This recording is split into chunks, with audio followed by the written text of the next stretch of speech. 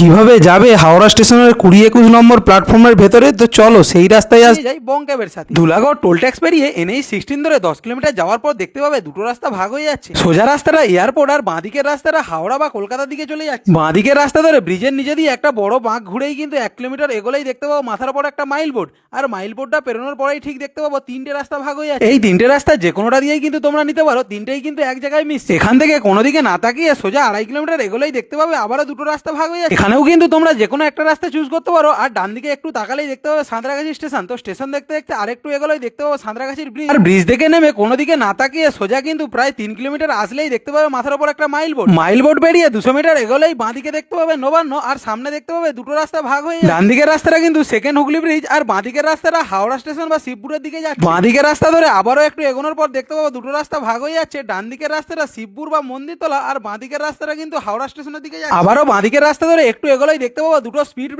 Breaker বেরিয়ে আর একটু এগোলেই দেখতে পাবো দুটো রাস্তা ভাগ হয়ে যাচ্ছে। ডান দিকের রাস্তাটা কিন্তু সেকেন্ড হুগলি ব্রিজ, আর বাঁদিকের রাস্তাটা হাওড়া স্টেশনের দিকে যাচ্ছে। বাঁদিকের রাস্তা ধরে কিন্তু ব্রিজ থেকে নামার পরেই দেখতে পাবো একটা সিগন্যাল। এই সিগন্যাল থেকে কোনো দিকে না তাকিয়ে আমাদেরকে কিন্তু সোজা যেতে হবে, আর এই সিগন্যালটা কিন্তু খুব ফলো রাখতে হবে, না হলেই কিন্তু মামারা দাঁড়িয়ে আছে। সিগন্যাল পেরিয়ে সোজা 200 মিটার এগোলেই দেখতে পাবো আরো একটা সিগন্যাল। এখান থেকে কিন্তু আমাদেরকে বাঁ দিকে নিতে হবে। বাঁদিকের রাস্তা ধরে সোজা 500 মিটার এগোলেই দেখতে পাবে গাছের কোণে একটা সিগন্যাল, আর সামনে বড় একটা সার্কেল না ঘুরে এই সিগন্যাল থেকে ডান দিকে 100 মিটার এগোলেই কিন্তু আমরা পৌঁছে যাবো গঙ্গার পাড়ে। সামনে দেখতে পাবো গঙ্গা নদী, আর দুদিকে দুটো রাস্তা ভাগ হয়ে যাচ্ছে। তো এখান থেকে কিন্তু আমার দিকে বাঁ দিকে নিতে হবে। বাঁ দিক দিয়ে আরো 300 মিটার এগোলে পৌঁছে যাবো রেল মিউজিয়ামের কাছে, আর দেখতে পাবো একটা 3 মাথার মোড়। এখান থেকে ডান দিকে নিয়ে আরো 300 মিটার এগোলেই দেখতে পাবো একটা বড় ন্যাশনাল ফ্ল্যাগ, আর সামনেই দেখতে পাবো হাওড়ার ব্রিজ। এখানে রাস্তাটা কিন্তু খুব ভালো করে খেয়াল করতে হবে, কারণ এখানে কিন্তু তিনটে রাস্তা ভাগ হয়ে যাচ্ছে। যারা হাওড়া স্টেশনের 21-22 নম্বর প্ল্যাটফর্মে যাওয়ার জন্য আমাদেরকে কিন্তু সবচেয়ে বাঁ দিকের যে রাস্তা সেই রাস্তাটাই ধরে নিতে হবে, আর ওই রাস্তা ধরেই কিন্তু আমাদেরকে এগোতে হবে।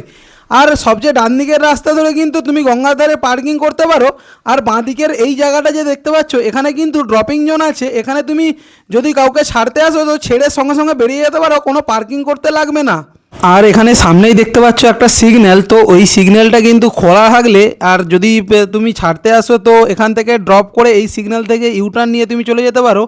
আর আমরা যেহেতু 21-22 নম্বর প্ল্যাটফর্মে যাব, তো এই সিগন্যাল থেকে কিন্তু বাঁ দিক চেপে আমরা বাঁ দিকের রাস্তায় ধরবো। তো বাঁদিকের রাস্তা ধরে একটু এগোলেই কিন্তু বাঁদিকে দেখতে পাবো যে 21-22 নম্বর প্ল্যাটফর্ম, সেই প্ল্যাটফর্মের এন্ট্রি গেট। তো ওই এন্ট্রি গেট দিয়ে তুমি সোজা কিন্তু ভেতরের দিকে ঢুকে গেলেই তুমি পৌঁছে যাবে হাওড়ার 21-22 নম্বর প্ল্যাটফর্মের দিকে। এখানে 1 ঘন্টার জন্য পার্কিং চার্জ নেয় 300 টাকা। তো তোমরাও যারা যারা এই 21-22 নম্বর প্ল্যাটফর্মে এসেছো একটু কমেন্টে জানাও, আর কলকাতার কোন রাস্তা জানতে যাও সেটাও কিন্তু কমেন্টে জানাও।